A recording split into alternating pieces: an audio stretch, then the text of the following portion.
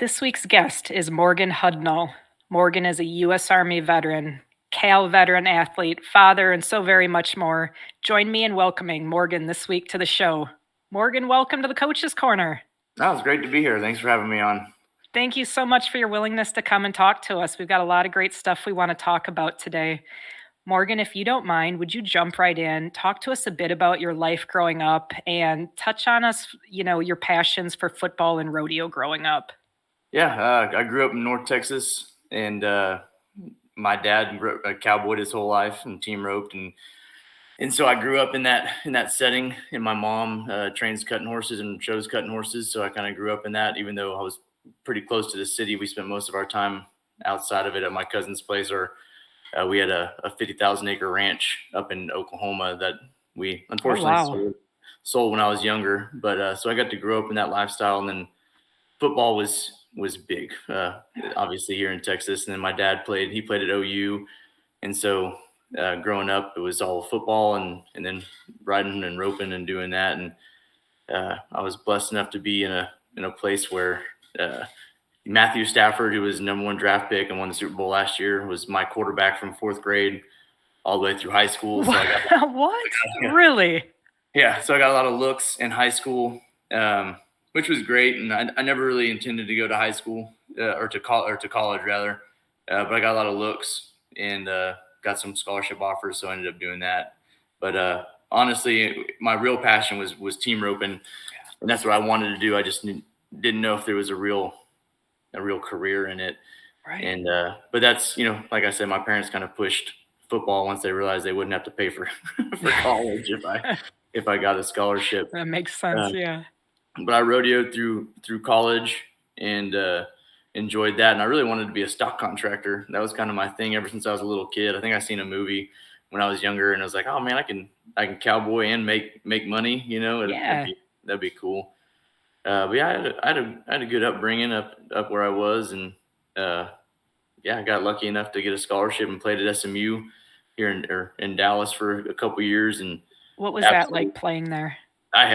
To be honest, I hated it. I did not like it at all. College football was a different beast, and everybody's pretty selfish, all about themselves to get to the next level, which I understand. But I've been in high school, a core group of guys, like I said, since we were 4th grade. So we knew exactly what each one of us were going to do in each play. And, we won the state championship my senior year in high school. We won 59-0. So it was coming off of that, and then going into SMU, where man, we lost way more than we won. Yeah. It was different, and it was a full-time job. They didn't really care what you were doing necessarily in school, as long as you made practice and made tape and film and your workouts. And it was interesting because I was honestly in college, I was too lazy to get up for 8 o'clock classes. And but I thought joining the Army would be a good idea. So talk to us about that, Morgan. So why the Army? What gave you that spark then at that point to pursue it? That's honestly, it goes back to when I was a kid. I always wanted to do something bigger than myself. I guess that's the most overused term, I feel like. But you see all the movies, and I read all the books, and for me it was always either I wanted to be a Navy SEAL or an Army Ranger, and it kind of and so I read all the books. I think, like I told you before, I had read a book by a chaplain, Jeff Struker, who was in Black Hawk Down. And me being a Christian myself, it really empowered me that was kind of the path I wanted to take. That, and I don't like the ocean. So being a SEAL was kind of out. And so I decided that's what I wanted to do. And then when I started getting scholarship offers for football, I kind of put that on the back burner. And I guess it was going into my junior year at SMU. I didn't really have any direction. I didn't know what I wanted to do because college wasn't really in the plans. So it was during the surge, and I continually remember seeing on the news these guys, fighting and getting killed, and they're my age, 18, 19. And it was kind of a moment where it was like, what am I doing here? I'm not any better than they are. And I was like, I just went in. I ran to the recruiter's office, actually on crutches because I had pulled my hip flexor in football practice.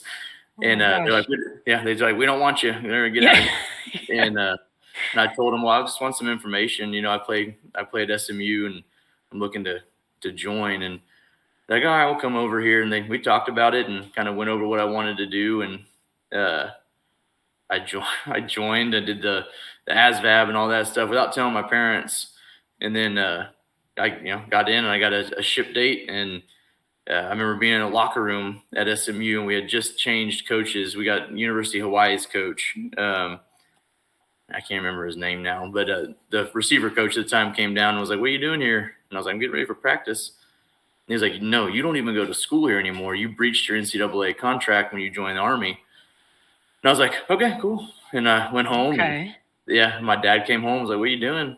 And I was like, oh, I leave in a few weeks for the Army. And he was like, what?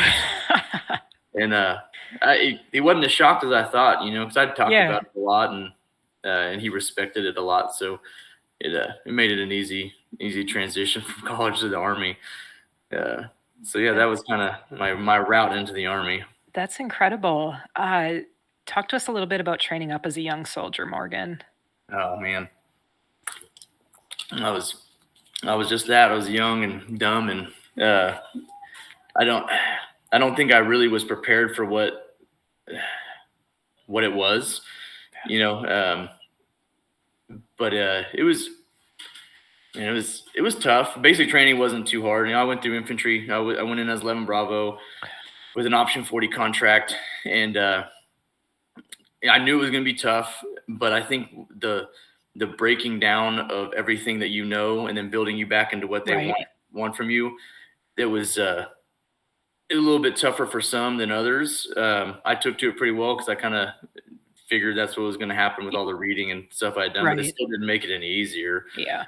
But I mean, then coming up as a young, so basic, you go through basic, and then I got into my unit, and then I ended up going to selection, or to RASP, Ranger Assessment Selection. And through being a young soldier, I had a lot of guys to look up to, and that is really what I clung on to, mentoring these superhero like guys. Yeah, right. To you, and to you, they're invincible, and you're like, I want to be like that. And you emulate almost everything that they do, so that you can become that leader one day, and that you treat your soldiers that way. And to be honest, I was treated pretty good. I had a couple fire breather team leaders coming up as a young soldier. And but I always remember telling myself, when I became a team leader, I was never going to do that. I was never going to be like that. And because I had the good ones that, I always look up to. And but like I tell people, when I was in Ranger Regiment especially, I got to walk among giants. Yeah. I was nothing special, but I was around some really, really special guys that did some really amazing things in combat, and were just, they write books and movies about these guys. Not just a normal dude got lucky enough to get selected and go and make it through it. Because it's really not that. It's tough, but it's your own head is what I've seen. That's what I see guys wash out for all the time. So they get in their own head. Talk to us about that, Morgan. Talk to us a little bit about some of the unique challenges that you remember from Ranger School. That's so Ranger School. So I had RASP first. I had Ranger Assessment Selection Program, which is also 8-week selection course to get into the 75th, or to hopefully get selected. And then once you do get selected, if you do, you have 18 months to go to Ranger School, get your Ranger tab, and if you don't get your Ranger tab, you get kicked out of the regiment. So I'll kind of touch on RASP first. To me, RASP was very difficult because you're still a very young soldier, but now you're around special operators who have been on, 5, 6, 7, 8, 9, 10, 12 deployments, and they're the ones training you, and they expect their standards are super high. Right. And you don't ever know if you've been selected. Like, you don't really know if you've messed up or not the whole way through. It's not necessarily like Ranger School where you have major minuses, major pluses, and if you've got to go or not. Yeah. But it was just, like I said before, it's a lot of mental aspect, and that's what I saw guys wash out the most. Was they had quit before the day had already begun, and they had quit before they had already know what you're doing that day, because it's going to be hard, it's going to suck, but you just, like, for me, I quit every day. I just got to kind of quit at night. And I was like in my head and I was like, well, I'll just quit tomorrow. And I'd make it through that day. I'll quit tomorrow. And you got to get out of your own head. Yeah. You just kind of go dumb for, 8 weeks or 9 weeks and do what you're told and put your head down and as they say, Ranger on. But that was what I saw the guys wash out the most for. And it's very physical. It's physically challenging. But it's the mental, because they don't treat you real good. And that there's a purpose for that. It's because when you get into those situations, it can be really chaotic and you need to be able to think on your feet. And when there's, someone in your face but I think that was for me, man, we have what's called Coal Range. It's kind of like our Hell Week in RASP. And that was, man, that broke a lot of guys, and it almost broke me. And it's because you're exhausted, you're hungry, it's all new to you. It's not like basic training. Right. They got a regimental psychiatrist out there making sure that making sure that the cadre aren't stepping over that line. Yeah, too much. Yeah. But it was really tough. And I would say the mental aspect for me was definitely harder than the physical, even though I was broken, or I felt broken. My feet were definitely destroyed. But that was RASP. And then Ranger School, you're a little bit more senior. You've been on a deployment or two, and your team leaders in regiment have prepared you like no other. They're like professors when it comes to studying the Ranger handbook and what you're going to do and what to expect in Ranger School. So you go into it, as a PFC or even a specialist, and you got guys who are staff sergeants who've been in the Army 8, 9, 10 years that are asking you, hey, how do I conduct this raid or ambush? Because that's what you do. That's what you do day in and day out on ops, and then just training back home. So it's pretty cool in that aspect, because you are a young soldier at that point. Yeah. And you're with guys who, like I said, have been in for a really long time, who are trying to progress their career to get that tab, or you have to have that tab. Otherwise, you're no longer an operator. But don't get me wrong, it was still tough. I fell asleep standing up. I fell asleep on road marches. It was weird how being that exhausted. And I think the toughest thing for me in Ranger School was taking on an officer's role. So as the platoon leader. Because that's something that I'm not really versed in. Right. It's preparing the con op and the Warno and then doing all that. I can plan a raid and an ambush all day, but the execution from the officer's standpoint is significantly different. And but I was very blessed to have first lieutenants and second lieutenants there with me that kind of rallied around me and helped me through that. And I think that for me that was in Darby phase, so my first phase, when I got to knock out my PL spot, not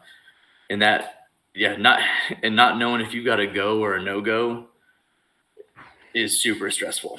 I'm sure. Because I know guys who, like I said, I was lucky and I went straight through Ranger School and got my tab. But I know a lot of guys who maybe make it all the way to mountains and recycle mountains, and then they'll go to Florida and then they made day one restart all the way back to Darby phase. So they're there for, almost a year just trying to get a $3 a piece of cloth that goes on your, on your uniform. Right. And more power to them, because to be totally honest, I don't know if I had the intestinal fortitude to do that. And I think that's why I was able to go straight through, is God was watching out for me, because he knew I didn't have the guts to do what those guys did. But waiting for that go or no go, I'll never forget. It's, they got an RI over here on this side and an RI over here. And about halfway through, you kind of figure out, if you go to this guy, you got to go. Yep. If you go to this guy, you're recycling the phase. So you're sitting there praying for your roster number to be called by this. Yeah. Oh my gosh. Morgan, is there, it's like you said, a lot of that challenge, right? Was between the ears. There was a lot of mental challenge involved. Looking back, is there a single kind of physical challenge that you experienced in Ranger School that you kind of still kind of sit back and point to?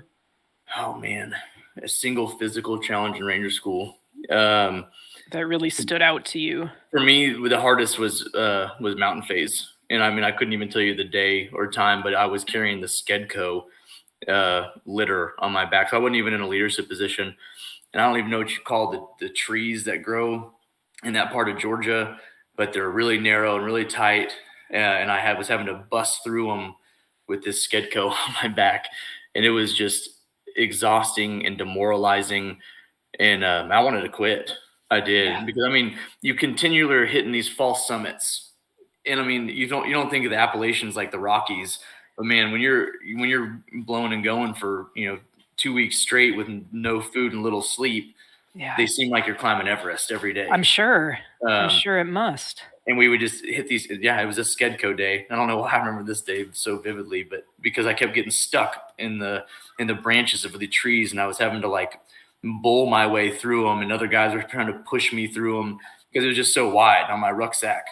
And like I said, that was probably the closest day I ever came to quitting, or just taking my ruck off and sitting there, because I was angry, I was tired, I just felt like I was making no progress, and I knew that the next, what I thought was a summit, wasn't going to be a summit, and I was gonna have to keep going for another however many miles, and then hit the patrol base. It was just demoralizing, because everything else had been not easy. I think carrying the 240 is another thing that really sucked guys, just energy and want to really. But for me, it was a Skedco. I had the Skedco, and I mean, it's not even that heavy. It's not. It was just one of those days. I kept getting stuck on stuff, and physically I was drained. But that, and then there would be other times, like in RASP, is when we would go on these long runs, and we had, I had one of my cadre in RASP was Sergeant Kapachowski, Sergeant Cap, and he had his leg amputated, and from a grenade going off next to it. And then he went back through RASP with one leg, and oh my gosh! At this time he was a squad leader, or he was an E6 and was a RASP cadre.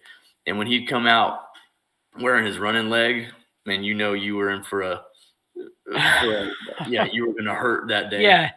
And it happened quite a bit. We'd go for 4, 5, 6, 7, 10-mile runs, and he'd be heading back to the RASP compound, the gates. So you're thinking you're done, and then you'd hang a left, and you're just, wow. And a lot of times you'd only go like 300 or 400 meters, but in that 300 or 400 meters, you'd have like 6, 7, 8 guys who quit. Falling out, yeah. They would quit because mentally they knew that once they hit that gate, they were checked out.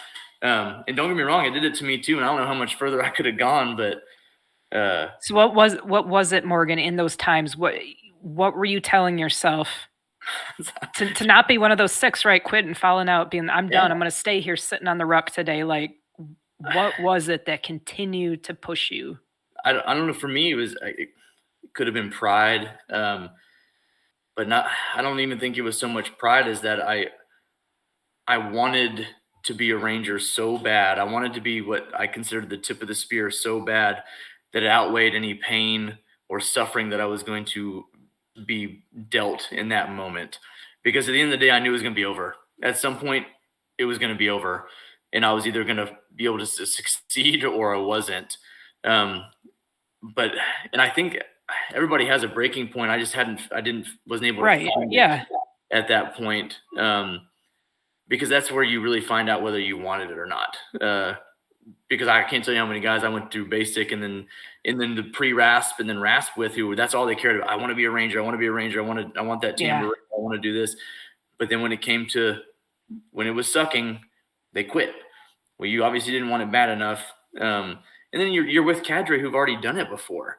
So, these guys have done it. It's doable. Like, right. Yeah. It can be done. Yep. And like I said, you just kind of got to go dumb. And on those long road marches, and we didn't even road march, we ruck ran everywhere.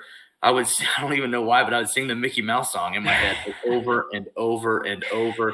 Mickey. I mean, that's what I did to keep my mind off of the pain in my feet.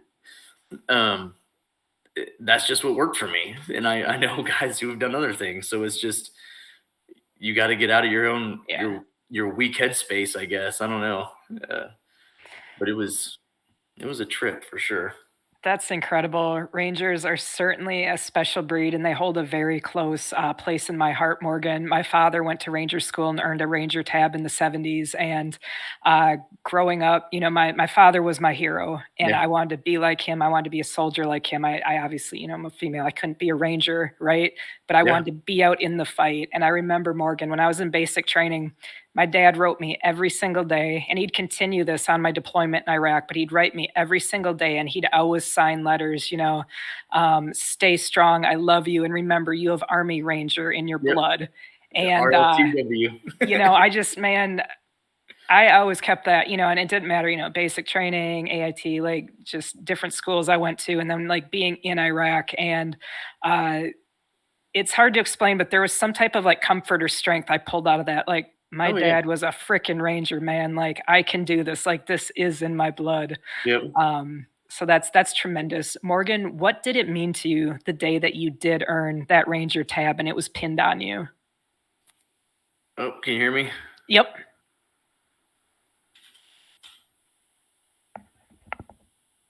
I can hear you. It looks like you froze up. Okay, cool. Yep, cool. Thanks, Henry. Oh. Can you hear me? I think we're getting you back.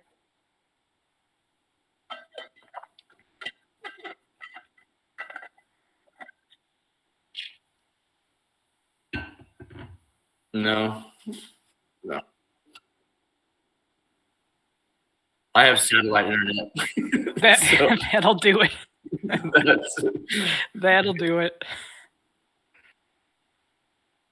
Cool. I think we've been going a strong 20 minutes, Henry.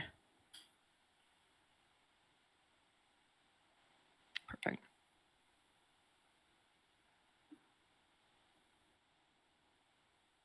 Yep, cool. Yep. Morgan, after all of that time and work and energy went into, going through Ranger school and the unique challenge. Yep. Oh, you're good. You're good. All good. All good. Morgan, what did it mean to you the day that you had that Ranger tab pinned on you after, all of the weeks of, sweat and hard work mentally and physically you put into Ranger school? What did that mean to you?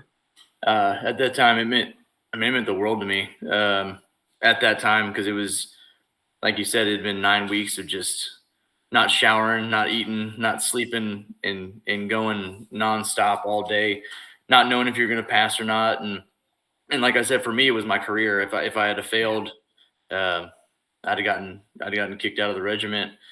And so it was like liberating almost, because it was like it's done. I don't ever have to do this again. Oh, I'm Um, sure. Yeah. and I don't even think at that point I was thinking that you're in a pretty select few of people who've graduated. It's just, man, I did it. And my dad and mom were there, and they were real proud. And they don't really know. They weren't like your dad, because your dad went through it when it was hard.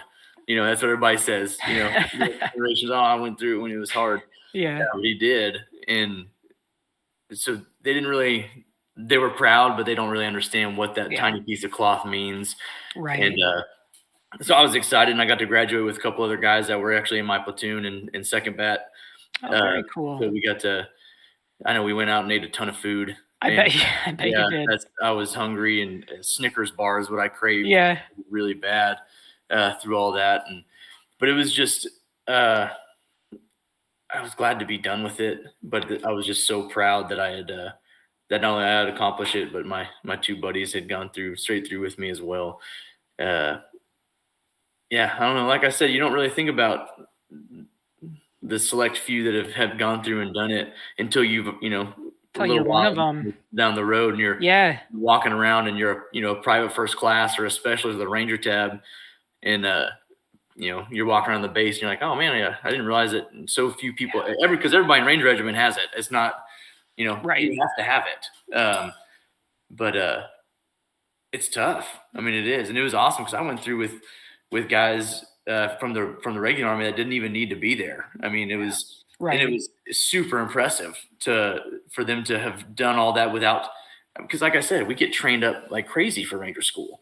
by our team leaders and squad leaders. Right. And for them not to have that training and to still just dive head in, Yeah.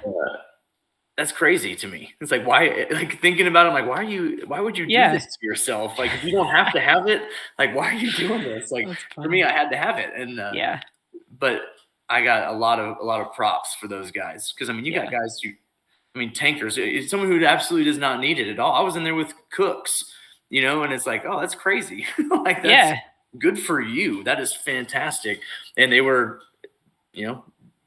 on just as badass as I was. So they were doing it. And, I was really proud of myself and proud of all the guys I graduated with. And I had seen guys that I was friends with in battalion that had recycled. And unfortunately, I saw them at graduation. They were like raking leaves and stuff, waiting to class back up. And then they went and got their tabs. Like I said, being there after 6-7 months, just fighting through it to get it. And so I was proud. And I think the most proud I was probably my RASP graduation, putting on the tan beret, because that just signified. It used to be, Rangers used to wear black berets, and then they transitioned over to the tan. The tan, that meant that's what I'd always wanted as a kid. And I finally made it into the regiment, and I was super proud of it. And I have it in the shadow box behind me over here. Oh yeah, of course. It was probably my most coveted thing for a while. And then I got the tab, which kind of everything came together. But it's hard to put into words unless you've been there. You've graduated schools and stuff like that, and it's pretty cool. And but I'm in a whole lot more than, like, I graduated sniper school and some other schools, and that's cool. But it doesn't hold the weight that getting the tan beret means. Right. So it was a great experience for me. That's tremendous, Morgan. You would go on to have a tremendous career in the Army. You would deploy numerous times to Iraq and Afghanistan, both as a soldier and as a contractor. Mm-hmm. Morgan, talk to us a bit in general, about your military career, and if you're able to share any information with us or stories from some of those deployments, we would love to hear it. Yeah. So I'll go into I'll kind of touch base on just some of the deployments. I was in Iraq, obviously. I went to Iraq first, kind of towards the end of the surge, and high op tempo, urban warfare, a lot different than Afghanistan.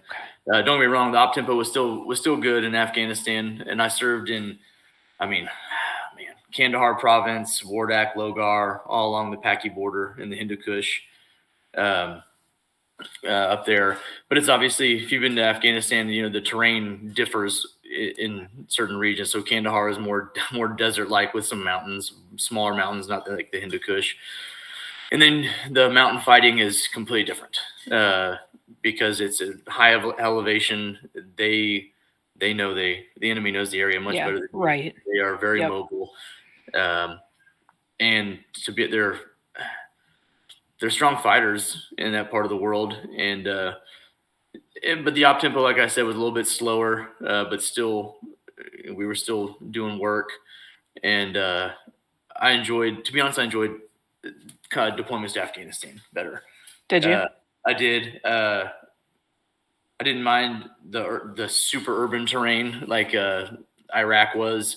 I liked the fighting, or the way we operated in Afghanistan better. And the country itself was different. It was pretty. To be honest, we did pretty much all night missions, but being up on the mountains and looking down into the valleys like the Tangi and places like that, you knew it was beautiful. And you can go back and look at what it used to be like in the 70s. Yeah. Right. It was beautiful. There were ski resorts. For sure. Yeah. It's crazy when you see those pictures. Like I remember the first time I did, like, it blew my mind, and I'm like, is this even real? Cause I had no idea. It was maybe like 10, 15 years ago. Like, I saw pictures or, saw a documentary on TV or something. And I'm like, what?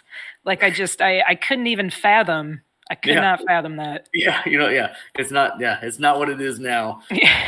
But I kind of, I'd sit there and I'd look and kind of imagine it being like that, But now it's like, the the lush green that it used to be is now it's death in the tall grass, so it's like you got two different aspects looking at it. But I liked it better there. If you can I guess Yep. I preferred it being over there, and I deployed there more than I did to Iraq. Okay.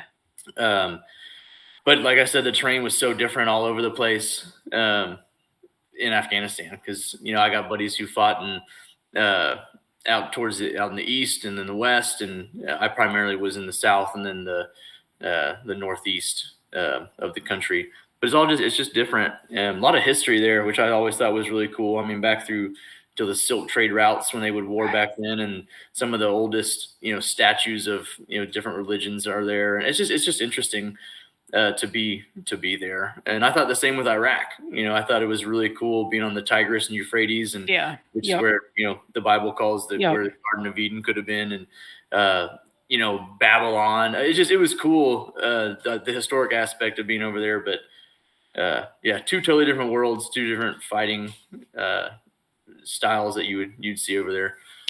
What was that like, Morgan? Talk to us about, okay, like you said, so like kind of geographically and what's going on, and just like op tempos and stuff, very different, Iraq and Afghanistan. And like we said, you deployed multiple times to both. What was it like transitioning between those two different war zones that are both very kinetic in their own ways? That's a good question. Iraq was, like I said, the first deployment to Iraq, the op tempo was super high.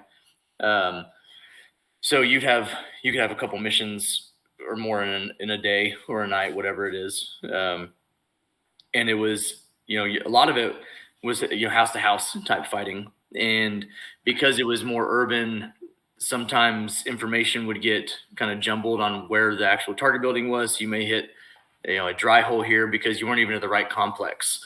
But in Afghanistan, because it's significantly more rural, and a lot of the fighting, is, like I said, is sparsely populated, your information was pretty solid most of the time. Now, don't get me wrong, we would go after guys who were really good at, hiding themselves, and I'm sure, ways to go to get around us.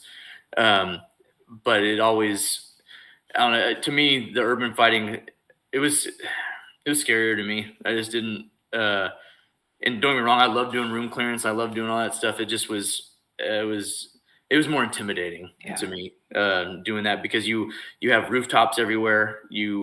They can ambush you significantly easier in the urban settings than like in Iraq. And you rarely have the high points. So it just was, it was not ideal, but you didn't have any, you didn't have another option. That's what you were going to do. And the air assets couldn't cover you as well in the urban areas because of all the places they had to hide and to set up, and whatever it was. And in Afghanistan, we always had tons of air assets, lots. So it was kind of like good luck sneaking up on us. And if you did have an ambush set up for us, generally the ISR platforms found it long before we made entry. And our offsets were always long in Afghanistan, so that was a big difference as opposed to being wheeled in on strikers or whatever. Like in a lot of the urban situations, like in Iraq, in Afghanistan, we pretty much flew everywhere, and then we would have long offsets to the target building, which is good because, like I said, it allows the ISR platforms and the overhead cover to really get a good fix on the target and give you really solid intel, like real-time intelligence on what's happening in the target. So yeah, it was a lot different. And in special operations, the op tempo is going to pretty much be high most of the time anyway. It's not, we don't do patrols or anything like that. Yeah. So if we're going out, there's a specific, there's a target and a reason. So, it was interesting in both theaters of war, but the transition wasn't hard. It really wasn't, because and for me, luckily for me, I did Iraq, and then I went to Afghanistan. So I never went back to Iraq in the regiment. I went back to Iraq as a contractor. So my transition of fighting was was done there. Okay. Yep. So I went from that military operations and the urban terrain to the more mountain warfare and just more rural fighting, I guess.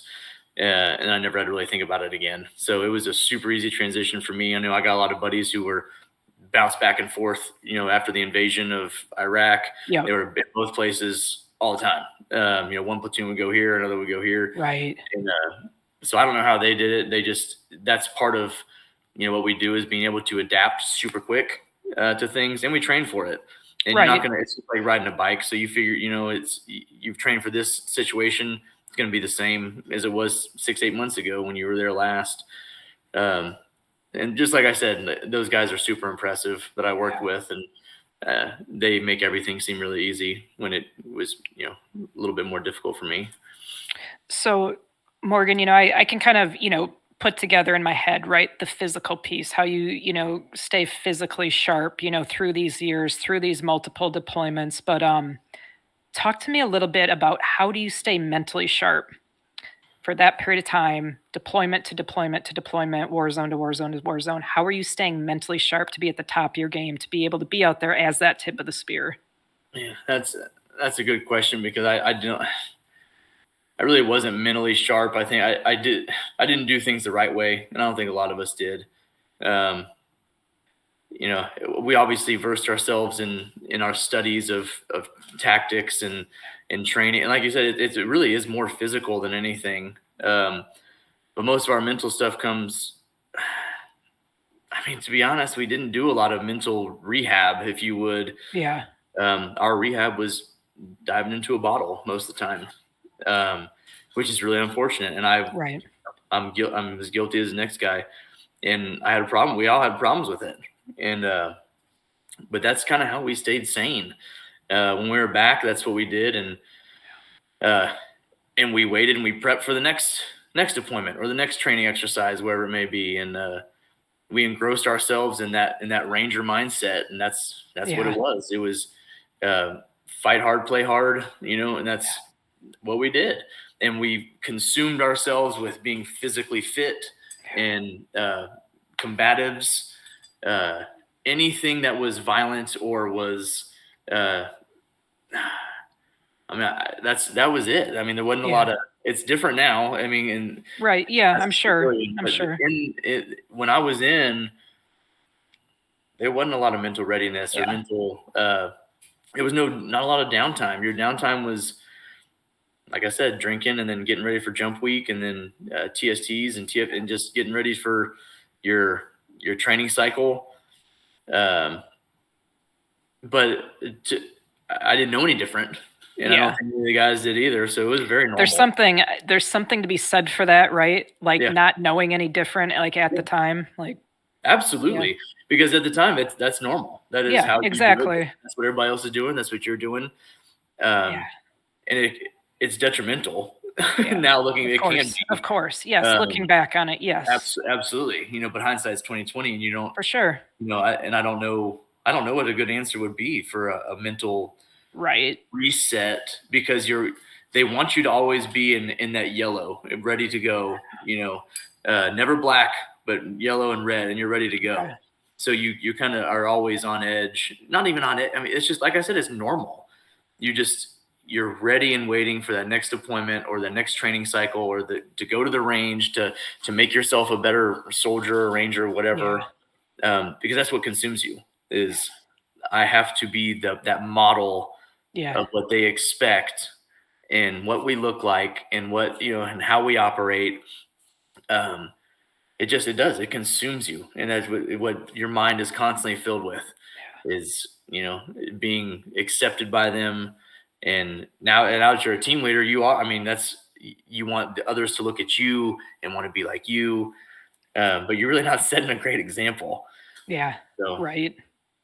But that's. Morgan, talk to us about transitioning out of the Army. And you mentioned, you would go on, you'd do contract work, you'd go back to Iraq and do contract work. Talk to us about that time, getting out of the Army, doing contract work, going back to Iraq as a contractor.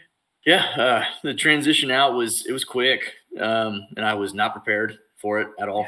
And I had really no skill set to do anything in the civilian world. I'd been the sniper school. I was a sniper, and then I was a team leader. I did. Right. I was an operator, and so I got out, and pretty quick after that, I got contacted by Triple Canopy or Academy. It used to be Blackwater, and they kind of merged. Okay. And I had two really good buddies from 1st Ranger Battalion that were contracting with them, and got into that. And it took me a while to get. I had to go through the whole clearance process through DOS, even though my clearance was still good and active in DOD. I had to get a DOS clearance as well. So I waited for that to happen and got picked up and went to training in North Carolina with them. And I did a lot of training and got hired on as called a DDM, or a defensive designated marksman. So a sniper essentially. Okay. And was back in Basra, Iraq for deployment, and did that. And but the transition to that was super easy. Yeah. What was that like though, going back to Iraq, going to a war zone, like as a civilian contractor?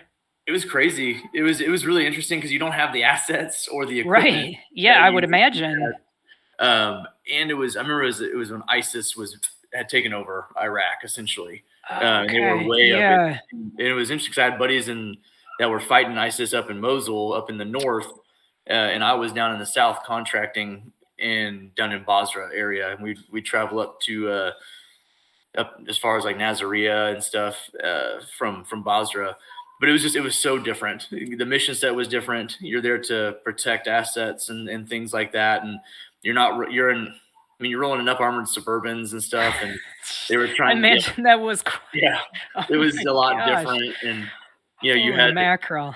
And it was interesting because I was hired as a sniper, but the Iraqi government wouldn't allow me to carry my long gun outside of the vehicles. Really? Okay. So it was just a lot different, and but I got paid a lot better. I'm sure, yeah. But the transition was super easy because my best friend in the whole world is who I met contracting, and a lot of former Rangers there, a lot of SF guys, some SEALs, a lot of Marines, guys who I made into my best friends, and like I said, the transition was easy because it was just like being back in the ready room. Yeah.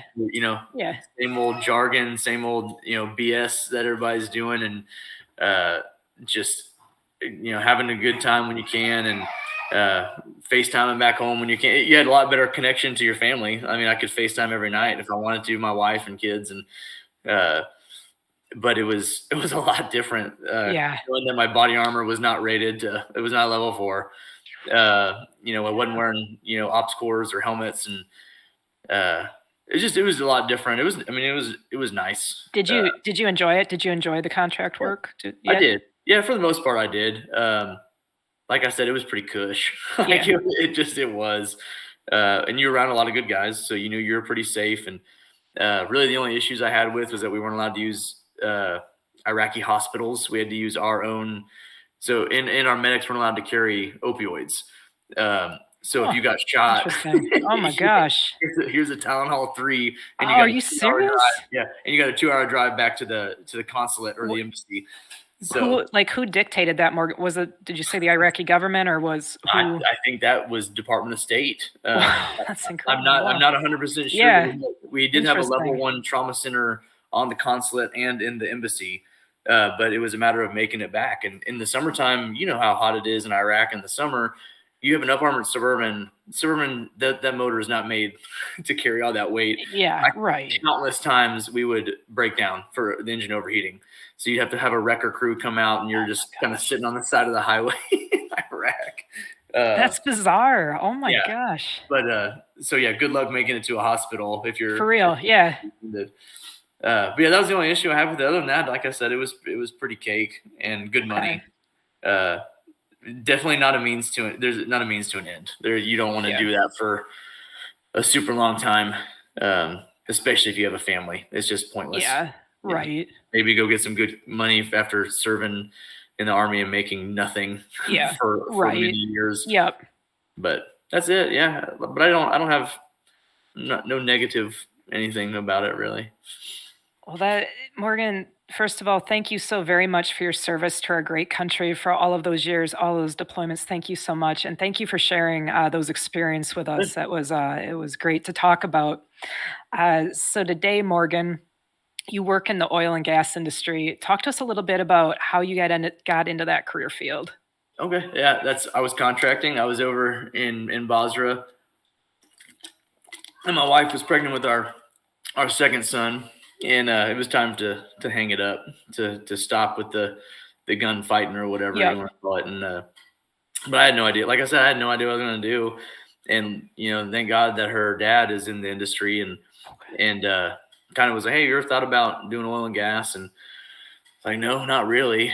And so I came home from that deployment, and he kind of helped guide me into where to send my resume and who to kind of contact. And so I shot my resume out all over the country, really. And I mean, I'm in Texas, so we got lots of oil and gas. Right. Yep. And it was just rejection letter after rejection letter after rejection letter. And at the time, because I wasn't contract anymore, I got a job building frac charges just to get a oil and gas kind of type job. Okay. And I was working 10 hours a day for $10 an hour. And my wife we got our first paycheck, and she was like, whoa, like, she's like, is this for the whole month? And I was like, yeah. And when I was contracting, I'd make that in 2 days. Yeah. Good night. Yeah. So we enjoyed it. I didn't care. We didn't have money, and she didn't either. We, spent very little and enjoyed the company together, because we weren't going out and doing anything. And did a lot of praying, and I had applied to New Star Energy in Amarillo, and you got an interview. And I was like, hey, absolutely. So we drove the 6 hours out there, and I interviewed, and about 3 or 4 weeks after that, I guess I got hey, we'd like to offer you the job. And that happens to be the company that my father-in-law works for as well. And oh, incredible. So I got lucky with that. And so we picked up and we moved 6 hours out from Mansfield. We lived in the Fort Worth area, south of Fort Worth, and moved out to Amarillo, and loved it out there. And that's how I kind of got my foot into it. And I've kind of bounced around since then to different New Star facilities. And but it's been a real blessing. I enjoy it. The money, I can't complain. The money's good. The benefits are fantastic. And they treat veterans really well. And that's I think wonderful. Yeah. Probably how I got hired on, to be honest. We got a lot of veterans that work for us. And we do, if I have to vouch for somebody, I'm going to always vouch for. I got veterans that come up and ask, hey, are you guys hiring? Yeah, man, let me get your name. I'll throw you in the hat.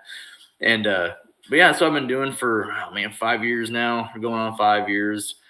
And I've been to our New Star Amarillo terminal. I took a promotion and went to the Portland, Oregon terminal. And that was craziness during all the riots and everything. So I was out there for 10 months, and we're out there for 2 weeks. And my wife was like, I'm ready to go home. But it took us 10 months to get back home to Texas. And now I'm down at our Corpus Christi facility. And I enjoy the people I work with. It's a good company. Like I said, good benefits and stuff, but a lot different than the military structure, which is fine and it's good. I think people have realized I don't put up with a lot of things that are sure in certain ways. Yeah. And so they just don't do it, which is good. Yeah. You shouldn't treat anybody that way. Right. But, for sure. Yeah. It's a secure job until I move on to what I'm really passionate about. And so let's get into that, Morgan. So you're also going to school at Texas A&M, and your goal, or what you're working towards, you told us, is to start your own cattle company. Yes. So talk to us about this. Talk to us about school and what you're planning here coming off of this degree. Yeah. So I'm in online at Texas A&M Commerce and in agriculture. So I'm doing agribusiness with a minor in finance, and with a preface on beef cattle management. Okay. And so school, I start this semester in 10 days. That's coming up now, fall. Yeah. Yep. Yeah. But and I'm glad that I at least went to SMU for a little while and knocked out all my, my core stuff. Right. Yeah. That's great. All agricultural stuff. I'm really looking forward to it. And but yeah, my goal is to start a cattle company, and however that means, whether I'm doing cow calf or stocker or, feedlot operations, whatever it may be, kind of wherever that guides me. But my end goal is to graduate with my bachelor's and then go to get my master's in cattle and equine genetics. Oh, wonderful. Very Yeah. cool. So to have the purebred line of whatever breed I choose. Yep. And that kind of depends on where I am in the country, because I'd like to buy a lot of land in either the Panhandle of Texas, or my wife likes Montana, Wyoming. So kind of wherever God puts us, and I got to get the degree first and maintain the job I have now to facilitate everything. But I don't know how it's going to work, and that's but it's going to. And I was going to say there's great excitement in that. I mean, just talking to you, I'm like, heck yeah, it's going to work, Morgan. Like, I know it's going to work for you. And God's brought you to this point. It'll work. Absolutely. And it's interesting because I just watched the YouTube, and it really inspired me. I watched a YouTube video the other day, and I'm not on social media or anything like that, but it popped up a former SEAL who was also a sniper, decided to get into the ag world, and he started a huge cattle company in 2020 in Montana. And it was him and another, actually a guy who was graduated from, I think, West Point, and was a Ranger, and then transitioned over to the SEALs. So he went from Army and then went, blue, whatever. And super inspiring story. And I had reached out to him. I emailed him, and it's just crickets. And it was kind of irritating, because it's like the whole premise of the video was like he wants 20% of the ag world to be veteran owned and ran, and helping veterans. And I decided I'm going to make my own. I'm going to do my own, and I'm going to respond to all the veterans and I'm going to help them out. And heck yeah, and that's another thing. Yeah, if anybody on here is listening and is trying to get into the ag world or wants to be in the ag world, it's like, man, you can put my email wherever at the I don't know how y'all do that. Okay, yeah. But I would love to either get some advice from whoever is already doing it, or help hand out advice, or brainstorm if you want to get into that business as well. But I'm super excited about it. I just want something where I can be home more with my kids, and that, I mean, heck, it'll be cool for my boys and my daughters to be able to saddle up and go ride out and do whatever on a daily basis. It's going to be awesome. Absolutely. So I'm excited about that, and God willing, it'll happen. But if, I know wherever he leads me is going to be where I belong. Yeah, it's where you need to be, for sure. Exactly. For sure. But I'm super excited about it. And that's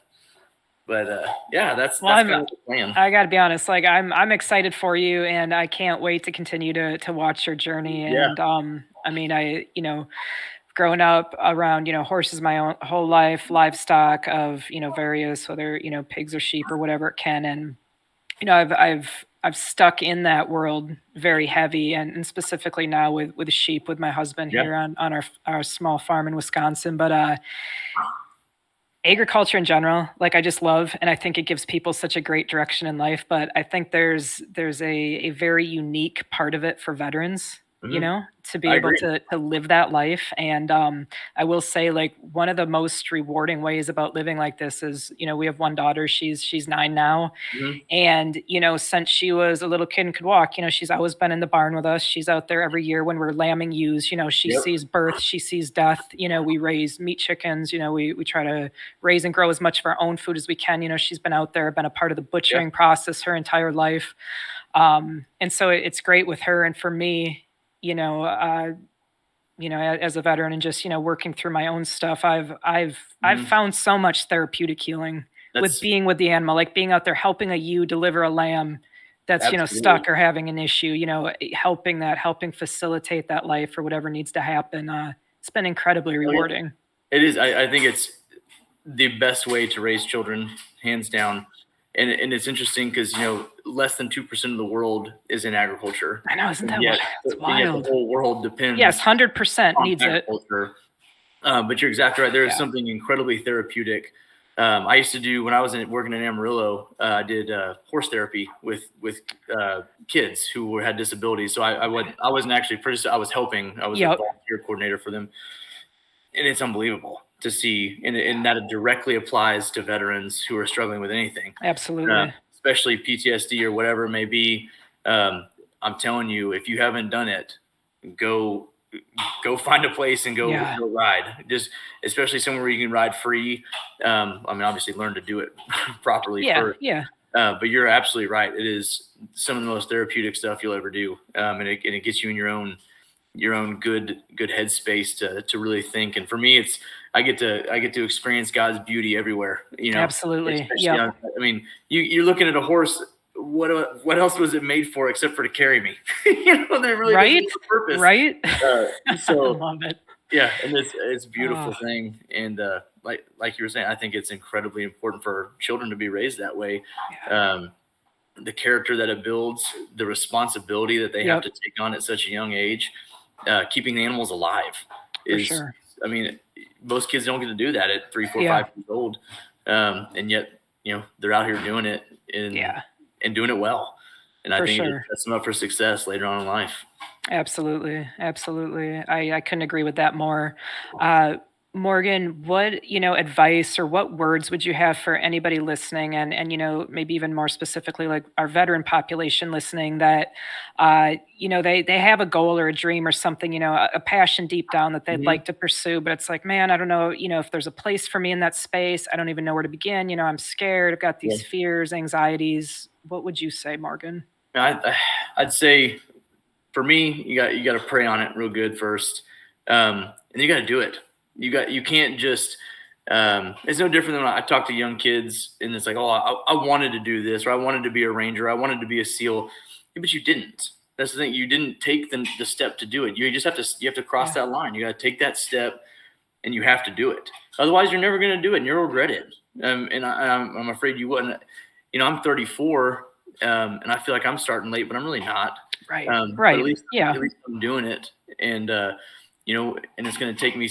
It's going to take me somewhere. I don't know if it's going to take me exactly where my dream is or what my dream is. Like I said, it's got to line up with God's will. Yep. And we're going to find out what that is. But you have to be willing to do it and take that step. Put faith in Him and in your decisions. Yeah. And just do it. I can't. It sounds so easy, and it is. Once you do it, you just do it. Like I just woke up one day and I brought it up to my wife, and she was like, "Just do it." And I got online. I applied to A&M in the ag department, and within 2 days, I had gotten accepted. And I was like, "Man, finally!" This is what I've dreamed about since I was a little kid. But you physically took that step. You got on there. You enrolled in that school. You've got to take that step. You have to do it. And then, once you get the VA and the GI Bill started going, you don't really have a choice. You don't want to pay that back. So just go do it. So, get after it and get it done. Because if you're capable of serving in the military, you're capable of knocking out some classes. I'm telling you, it's if you're watching, you're more than capable. So For sure. You got to take this step and got to do it. Thank you for speaking on that, Morgan. I want to transition here a little bit with you and talk to you about Catch a Lift. It's been an absolute, it was a pleasure watching you, go through the wellness program, working with Coach Adam and everything. Where did you learn about Catch a Lift? How did you end up one of our athletes, Morgan? That's a good question. So I was actually at work, and a buddy of mine, his uncle served in the Army. He was a mechanic in the Army. And he was doing Catch a Lift, and I asked him, I was like, "What is that? What is that?" He goes, "Well, let me text my uncle." And so he texted his uncle my number, and we started talking about it. And he was doing, I want to say bands, I think is what he was doing, and he had a really severe neck injury and an IED, I believe. And so I started talking to him about it, and I was like, "Man, this is super interesting."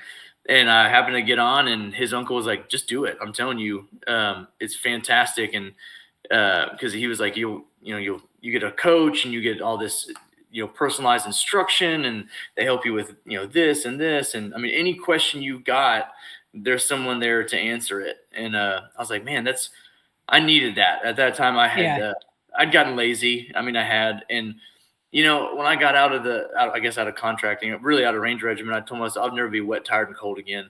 And I didn't want to lift or work out like I was required to. Right. And I fell off the workout wagon, I guess, and was just doing, I was still riding colts and doing physical activity. but not like lifting. And I needed to, and I could see my health was starting to deteriorate, quite a bit. And so I got onto the website and I, applied, and I decided I was going to do CrossFit. I didn't know a lot. I knew a lot of Rangers I was with that did CrossFit, and we did a lot of high intensity training in the regiment, but I didn't know a lot about CrossFit. And my wife had done it, and she said it's some of the best shape she'd been in her life. So I got paired up with Coach Adam, who was just a pleasure to work with, and it was just an awesome guy. I can't recommend him enough. And he led me through everything, and he motivated me, and that's what I need, was the motivation. And being married, like, you try and hold each other accountable, and it's just, you get so comfortable with each other. Yeah, it's much different. Much different. Yeah. I don't even care, It's like, who cares? But with him, he motivated me, and it got me back into a resemblance of shape that I was in back when I was serving. And the biggest thing is that, it showed my kids working out, and it was awesome because they go out there, and I don't have a home gym, and I live so far out from town. I can't make it to the gym. So I just got, stuff out here, and we did it, and I'm still doing it. And but it was a godsend for me. That's awesome. I wanted to be around. I want to be around for a long time for my kids. Yeah. I got my 5th on the way in a couple weeks. Congratulations. And, thanks. And I need to be around, and it's not doing any service to them by me eating unhealthy and not doing something that is active, not just working on the property. And I did the home gym, and that has been, a blessing. My kids go out and they work out with me every night. They're out. They obviously can't use the weights, but they're out there doing squats. Yeah. Hey, Dad, so cool. Running back and forth and doing jumping jacks and push-ups, and and so it's building that in their minds as a healthy way to live, and it is. Then they're seeing how my wife is meal prepping and doing all this, and it's just, Catch a Lift has been, amazing to me, and I cannot be more thankful for what y'all are doing. And I think everybody, all the veterans, need to check it out. Because it is life changing, and it truly is. And I never thought I'd be one of those guys. I just didn't.